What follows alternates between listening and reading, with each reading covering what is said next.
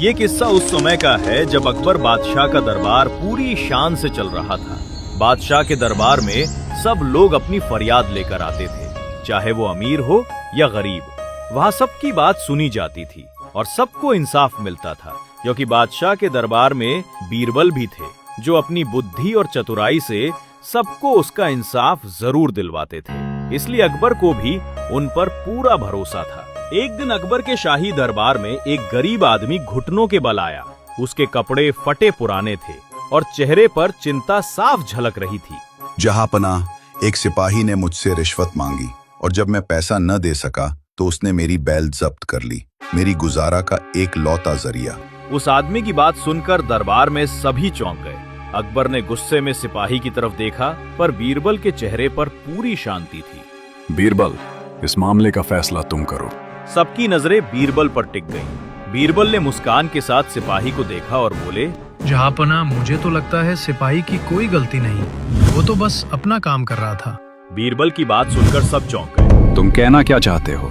गरीब को परेशान करना हमारे राज्य में एक गुनाह है और यही सिपाही ने किया है। नहीं महाराज, इसने ये सब राजा की भलाई के लिए किया है। मुझे यकीन है कि सिपाही ने बैल बेचकर जो पैसा कमाया होगा वो राज्य कोष में देगा। सिपाही घबरा गया, पसीने पसीने हो गया। क्यों सिपाही, मैंने सही कहा ना? हाँ, वो मैं राजकोष में देने ही वाला था। तो फिर देर किस बात की है, निकालो पैसे। सिपाही के पास और कोई चारा नहीं था और उसने पैसे वापस दे दिए, जिन्हें बीरबल ने बड़ी चालाकी से गरीब आदमी को लौटा दिया। महाराज, अब क्योंकि हमारे राज्य में गरीब का धन नहीं लिया जाता, तो सिपाही की गलती की सजा उसे नहीं मिलनी चाहिए। इसे ये पैसे वापस कर देने चाहिए। इस तरह बीरबल ने न केवल एक गरीब की मदद की, बल्कि सिपाही को सबक भी सिखा दिया, वो भी बिना तलवार उठाए, सिर्फ अपनी बुद्धि से। उसी नगर में मोहन नाम का एक अमीर व्यापारी था, जिसके पास बहुत सारा धन था। वो अपने धन को अपनी जान से भी ज्यादा प्यार करता था, क्योंकि उसे कमाने के लिए उसने कई साल दिन रात मेहनत की थी। हर रोज वो अपने कमाए हुए धन को एक तिजोरी में बंद करके आराम से सोता। उसके घर में 4 नौकर थे, जो पूरी निष्ठा से उसकी सेवा करते थे। एक दिन जब वो सुबह उठा तो उसकी नींद उड़ गई। उसकी तिजोरी खुली थी और उसमें एक भी सिक्का नहीं था। उसका सारा धन चोरी हो चुका था। कहाँ है मेरा पैसा? किसने चोरी की है? मैं जानता हूँ, तुम चारों में से ही किसी एक ने ये काम किया है। बोल दो, वरना मैं तुम चारों को जेल भेज दूंगा। मालिक, हमें माफ कर दीजिए, हमने ऐसा कुछ नहीं किया। हम तो रात भर घर के बाहर पहरा दे रहे थे। हाँ मालिक, हम तो आपके वफादार नौकर हैं, हमने कभी आपका बुरा नहीं चाहा। मोहन उनकी बात पर विश्वास नहीं करता। उसने तुरंत बादशाह अकबर के दरबार का रुख किया। अकबर का दरबार हमेशा की तरह हंसियों से गूंज रहा था। बीरबल की एक बात पर पूरा दरबार जोर जोर से हंस रहा था। जहांपनाह, यहाँ तो आप मजाक कर रहे हैं और रात को मेरे घर चोरी हो गई और आपको उसकी खबर तक नहीं। उसके अंदाज को देखकर बादशाह अकबर भड़क गए। किसी ने कभी मुझसे ऐसे बात करने की हिम्मत नहीं की। सिपाही, इसे गिरफ्तार करो। सिपाही उस व्यापारी को पकड़ने लगे, तभी व्यापारी चिल्लाया, ये कैसा इंसाफ है? चोर तो बाहर घूम रहा है और निर्दोष लोगों को कारागार में डाला जा रहा है। दरबार में सब चौंक गए। सिपाही भी एक दूसरे का मुंह देखने लगे। क्या मतलब है इसका? किस आदमी पर इल्जाम लगा रहे हो तुम? जहांपनाह, मैंने हर रोज की तरह कल रात भी अपना धन अपनी तिजोरी में रखकर सोने चला गया, पर सुबह उठा तो सारा धन चोरी हो गया था। क्या हमारे राज्य में ऐसा कौन कर सकता है? क्या तुम्हें किसी पर शक है? जी जहांपनाह, मुझे अपने चारों नौकरों पर शक है। हो ना हो ये काम उन्हीं का है, क्योंकि तिजोरी के बारे में उन्हीं को पता है। क्या तुम्हारे पास इस बात का कोई सबूत है? नहीं, पर मुझे पूरा यकीन है। बीरबल, सच का पता लगाओ, और अगर चोर पकड़ा गया तो उसकी सजा ऐसी होगी कि दोबारा किसी की हिम्मत न हो। बीरबल मुस्कुरा दिए। उन्होंने तुरंत एक चाल सोची। सभी नौकरों को बुलाया गया। मैं तुम सबको एक मौका देता हूँ। अगर किसी ने गलती की है तो खुद आगे आकर मान लो, सजा कम होगी। लेकिन कोई आगे नहीं आया। तब बीरबल ने अपनी जेब से कुछ छोटी लकड़ियां निकाली। ये आम लकड़ी नहीं है, ये है न्याय की जादुई छड़ी। अगर किसी ने चोरी की है तो रात भर तकिए के नीचे रखने के बाद कल सुबह तक ये 2 इंच बड़ी हो जाएगी और चोर अपने आप समझ जाएगा। सभी हैरान रह गए। अकबर ने सबको ये आदेश दिया कि चारों नौकर रात को बीरबल द्वारा दी गई लकड़ियां अपने तकिए के नीचे रखकर सोएंगे और वे उस आदेश का उल्लंघन न करें, इसके लिए एक सिपाही उनके साथ जाएगा। चारों नौकर अपनी अपनी लकड़ी लेकर अपने घर चले गए। नौकर रात होने पर लकड़ी का टुकड़ा अपने तकिए के नीचे रखकर सो गए, सिवाय एक के, रमेश। रमेश को नींद नहीं आ रही थी। उसके चेहरे पर डर साफ झलक रहा था। कल सबके सामने मेरा राज खुल जाएगा। अगर लकड़ी 2 इंच बड़ी हो गई तो मैं पकड़ा जाऊंगा। मुझे इसे छोटा करना होगा। मोहन का धन रमेश ने ही चुराया था, इसलिए वो लकड़ी को छोटा करना चाहता था ताकि पकड़ा ना जाए, पर सिपाही की नजर उस पर थी, इसलिए वो ऐसा कर नहीं पा रहा था। रमेश बार बार उठकर सिपाही की ओर देखता रहा और आधी रात को उसने देखा कि सिपाही की आंख लग गई है। मौका देखते ही उसने अपनी लकड़ी को काटकर छोटा कर दिया। हो गया काम, अब मैं नहीं पकड़ा जाऊंगा। अगले दिन सभी नौकर अपनी अपनी लकड़ी लेकर दरबार में आए। बीरबल हर एक की लकड़ी को गौर से देखते रहे और तुरंत रमेश की तरफ उंगली कर दी। नहीं नहीं, मैंने कोई चोरी नहीं की। क्या सबूत है आपके पास? क्योंकि ये कोई जादुई छड़ी नहीं है और तुम मेरे जाल में फंस गए हो, क्योंकि तुम्हारी छड़ी दूसरों की छड़ी से छोटी है। तुमने इसे छोटा कर दिया डर के मारे। इसी बेवकूफी में तुम पकड़े गए। बीरबल की बात सुनकर रमेश के चेहरे का रंग उड़ गया। उसने घुटनों पर गिरकर कहा, महाराज, मुझे माफ कर दीजिए। पैसों की लालच ने मुझे अंधा कर दिया। आगे से कभी ऐसी गलती नहीं करूंगा। अकबर ने बीरबल की बुद्धि की बहुत प्रशंसा की, लेकिन चोर को सख्त सजा दी गई। तुम्हारा मुंह काला करके पूरे गांव में घुमाया जाएगा, ताकि सबको पता चले चोरी करना और झूठ बोलना कितना बड़ा पाप है। और उस दिन दरबार में एक बात सबने याद रख ली, झूठ कभी छुप नहीं सकता और सच हमेशा सामने आता है। सिंध के महाराज विक्रम बूढ़े हो चुके थे और उनका अंतिम समय निकट था। उन्होंने अपने वफादार मंत्री देवदत्त को बुलाया और उसे 8 चाबियां देते हुए एक गंभीर वचन लिया। देवदत्त, मेरा कूच का समय निकट है। जब तक मेरा बेटा राजकुमार वीर बड़ा नहीं हो जाता, तुम सिंहासन की रक्षा करना। जब वो राजकाज संभालने के लायक हो जाए तो उसे 7 चाबियां दे देना, पर 8वीं कुंजी उसे 5 बरस शासन करने के बाद ही देना, क्योंकि इसी 8वीं चाबी में इस राज्य का भविष्य छुपा है। महाराज, मैं आपसे वचन देता हूँ कि मैं ठीक वही करूंगा जो आपने कहा। कुछ दिन बाद राजा शांति से गुजर गए। मंत्री देवदत्त ने बड़ी निष्ठा और ईमानदारी से राजकाज किया और राजकुमार वीर की शिक्षा दीक्षा एक पिता की तरह की। जब राजकुमार वीर बड़े हुए तो मंत्री देवदत्त ने उन्हें 7 चाबियां देकर समृद्ध और सुशासित राज्य सौंप दिया। राजकुमार ने उत्सुकता से वो 7 तहखाने खोले। हर तहखाने में सोने चांदी और हीरे मोतियों के अंबार थे। राजकुमार बहुत खुश हुआ और उसने मंत्री का बहुत आभार व्यक्त किया। मगर कुछ दिन बाद राजकुमार के एक खास सिपाही सोमनाथ को अद्वैत तहखाने और उसकी चाबी के बारे में पता चला और वो सीधे वीर के पास गया। महाराज, महल में 8 तहखाने हैं, पर मंत्री देवदत्त ने आपको सिर्फ 7 ही चाबियां दी हैं। वो 8वें तहखाने का धन खुद रखना चाहते हैं। युवा राजकुमार को आग लग गई। उसने क्रोध में तुरंत मंत्री देवदत्त को बुलाया। देवदत्त, तुरंत वो 8वीं चाबी मेरे हवाले करो, वरना अभी तुम्हारा सर कलम करवा दूंगा। महाराज, मैंने आपके पिता को वचन दिया था कि ये चाबी मैं आपको 5 साल के शासन के बाद ही दूंगा। मुझे अभी चाहिए, इसी वक्त। ये मेरा आदेश है। मजबूर होकर मंत्री ने कुंजी दे दी। राजकुमार सीधा 8वें तहखाने की ओर भागा। राजकुमार ने ताले में चाबी घुमाई और दरवाजा खोला। तहखाना एकदम खाली था, न सोना न चांदी, बस एक दीवार पर एक अत्यंत सुंदर लड़की का चित्र बना हुआ था। राजकुमार की आंखें उस चित्र पर ठहर गईं।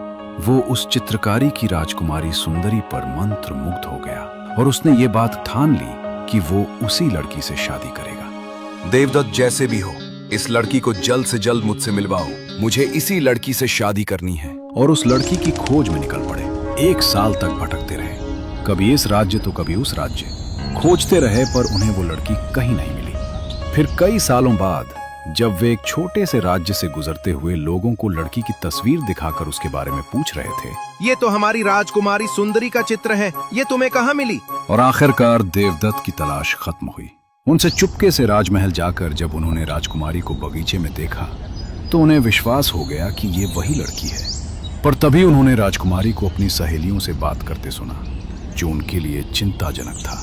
राजकुमारी, जब आपकी शादी हो जाएगी और आप यहाँ से चली जाएंगी तो ये राज्य सूना हो जाएगा। मैं कभी इस राज्य को छोड़कर नहीं जाऊंगी, क्योंकि मेरी जान इसी राज्य में बसती है और इसलिए मैं शादी भी नहीं करूंगी। राजकुमारी की बात सुनकर मंत्री चिंता में पड़ गया। अगर राजकुमारी इस राज्य को छोड़ना ही नहीं चाहती तो वो उसे अपने राज्य कैसे ले जाएगा। यही सोचकर वो वापस अपने राज्य चला गया और राजकुमार को खबर दी कि उसने लड़की को ढूंढ लिया है। राजा ये बात सुनकर उत्सुक हो गया और तुरंत राजकुमारी से मिलने की जिद करने लगा। चलो देवदत्त, हम तुरंत वहां जाएंगे। पर मंत्री ने राजा को राजकुमारी के फैसले के बारे में बताया, जिससे वीर दुखी हो गया। पर उसने भी ठान ली थी कि वो किसी भी हालत में राजकुमारी को पाकर रहेगा। मंत्री ने कुछ सोचा और अपने जहाज को अनोखे खिलौनों से भरवाकर राजा को साथ लिया और उसी राज्य की ओर चल पड़े। राजकुमारी सुंदरी को खिलौनों का बहुत शौक था। मंत्री वहां पहुंचकर राजकुमारी को खिलौने दिखाने के बहाने अपने जहाज में बुलाया, जहां राजा वीर ने बड़े शिष्टाचार से उसका स्वागत किया। जब राजकुमारी खिलौनों में व्यस्त थी, मल्लाहों ने चुपके से रस्सी काट दी और जहाज समुद्र में आगे बढ़ गया। जब राजकुमारी और उसकी दासियों को पता चला कि उनका हरण हो गया है तो वे चिल्लाने लगी, बचाओ, राजकुमारी का अपहरण हो गया है। मुझे जाने दो मुझे। राजकुमारी, मेरा विश्वास करो, मैं तुम्हारे चित्र पर मंत्रमुग्ध हो गया था और तुम्हें पाने के लिए 7 समुद्र पार किए हैं। मैं तुम्हारा अपमान नहीं करूंगा, मैं तुमसे प्रेम करता हूँ। राजकुमार के प्रेम निवेदन से राजकुमारी का विरोध ठंडा पड़ गया। उसे भी राजकुमार से प्रेम हो गया। वो उसकी रानी बनने को राजी हो गई। जहाज मंजिल पर पहुंचने ही वाला था। एक दिन तोता और मैना का जोड़ा जहाज पर बैठा और आपस में बातें करने लगा। मंत्री देवदत्त, जो पक्षियों की भाषा जानता था, उनकी बातें सुनने लगा। ये राजा सिर्फ 3 दिन और जिएगा। तट पर राजा के स्वागत के लिए जो शाही घोड़ा आएगा वो राक्षस होगा। जैसे ही राजा उस पर बैठेगा वो उसे आकाश में उड़ाकर समुद्र में गिरा देगा। क्या राजा बच नहीं सकता? बच सकता है, अगर कोई राजा को घोड़े पर बैठने से पहले ही राजा को रोक दे तो। पर जो भी ये बात किसी को बताएगा उसका 1/3 शरीर पत्थर का हो जाएगा। मंत्री चिंतित हो गए। अगले दिन तोता मैना फिर आए। अगर राजा घोड़े से बच गया तो अब तो खुश रहेंगे। नहीं, राक्षस घोड़े से बचेगा तो विवाह समारोह में मर जाएगा। वो शादी के नियम के लिए शुद्ध सोने का लोटा उठाएगा जिस पर जहर लगा होगा। जैसे ही वह लोटे से जहर पिएगा उसकी मृत्यु हो जाएगी। बचने का कोई उपाय? अगर कोई कपड़े से लोटा उठाकर दूर फेंक दे तो बच सकता है, पर बोलना मत, नहीं तो 1/3 शरीर पत्थर का हो जाएगा। तीसरे दिन तोता मैना आखिरी बार आए। तश्तरी से बचा तो अब तो सुखी होंगे। नहीं, शादी की पहली रात राजा की जान जरूर जाएगी। जब वो गहरी नींद में होंगे तो छत से एक जहरीला सांप आएगा और राजा को काट लेगा, जिससे वो मर जाएगा। इसे रोकने का उपाय? अगर कोई सांप के राजा तक पहुंचने से पहले ही उसे मार दे तो राजा बच जाएगा, पर अगर बताया तो 1/3 शरीर पत्थर का हो जाएगा। मंत्री देवदत्त ने मन ही मन प्रण लिया कि वो अपने स्वामी का बाल भी बांका नहीं होने देगा, चाहे उसके प्राण ही क्यों न चले जाएं। जहाज तट पर पहुंचा। जैसे ही राजा राक्षस घोड़े पर बैठने को हुआ, मंत्री देवदत्त ने राजा को जोर का धक्का दिया और खुद घोड़े पर बैठ गए। विवाह समारोह में राजा की नजर सोने की जहरीली तश्तरी पर पड़ी। जैसे ही राजा ने उसे उठाने के लिए हाथ बढ़ाया, मंत्री लपका, तश्तरी उठाई और उसे नाले में फेंक दिया। राजा और क्रोधित हुआ और कारण पूछा। मंत्री फिर चुप रहा। राजा गुस्से में था पर उसने कुछ नहीं किया। शादी हुई। राजा और रानी अपने कमरे में सो गए। मंत्री पर्दे के पीछे छिपा था। थोड़ी देर बाद छत से सांप उतरा। मंत्री ने उसे अपनी तलवार। तभी दुल्हन की नींद टूट गई और मंत्री को वहां अपने कमरे में देखकर वो गुस्से से आग बबूला हो गई। राजा गुस्से से पागल हो गया। उसने मंत्री को कारागार में डलवा दिया और सुबह फांसी देने का आदेश दिया। सुबह मंत्री ने राजा से मिलने की अंतिम इच्छा व्यक्त की। महाराज, मैंने ये सब आपकी प्राण बचाने के लिए किया। और मंत्री ने जब राजा को सारी बातें बताईं और एक एक करके उसका पूरा शरीर पत्थर का हो गया। राजकुमार ये देखकर बहुत दुखी हुआ और पछतावा भी हुआ। ओह देवदत्त, तुम कितने स्वामी भक्त हो। मैंने तुम्हारी निष्ठा को नहीं पहचाना। राजा बहुत दुखी हुआ और मंत्री की पथराई हुई मूर्ति को महल के बीचों बीच लगवाया और उसे पूरा सम्मान दिया और रोज उसके सामने जा उसे देखता। कुछ बरस बाद रानी ने एक पुत्र को जन्म दिया। राजा हर दिन राजकुमार को उस कक्ष में ले जाता। एक दिन वही तोता मैना उस कक्ष में आए। राजा मंत्री की मूर्ति के पास खड़ा था, इसलिए अब वो उनकी बोली समझ सकता था। राजा बहुत दुखी है। अगर वो चाहे तो मंत्री फिर से जिंदा हो सकता है। कैसे? राजा को अपने बेटे से 10 साल तक दूर रहना होगा। वो उसका चेहरा भी नहीं देख सकता। अगर वो इसका वचन लेगा तो मंत्री जिंदा हो जाएगा। राजा सोच में पड़ गया। उसका मन कांप उठा, पर वो इस फैसले पर पहुंचा कि उसके प्राण मंत्री के उपकार के कर्जदार हैं। इसलिए उसने वचन लेकर अपने बेटे को 10 साल के लिए गुरुकुल भेज दिया, और ऐसा करते ही मंत्री जिंदा हो गया। ये चमत्कार कैसे हुआ? महाराज वीर ने उसे सारी बात बताई। ये जानकर कि वो कैसे जिंदा हुए, मंत्री मन ही मन बहुत दुखी हुआ। मुझे माफ कीजिए महाराज, मेरी वजह से आपको अपने बेटे से दूर होना पड़ा। 10 साल बीत गए, और 10 साल बाद जब राजा का बेटा गुरुकुल से वापस आया तो वो एक बलशाली योद्धा बन चुका था, जो सच में वीर था। सब उसे देखकर खुश थे। मंत्री जी, लोग सच कहते हैं, जो होता है अच्छे के लिए होता है। 10 साल गुरुकुल में रहकर मेरा पुत्र हम सबसे काबिल बन गया, और शायद वो 8वीं चाबी ही मेरी किस्मत की चाबी थी, जिसकी वजह से ये सब हुआ।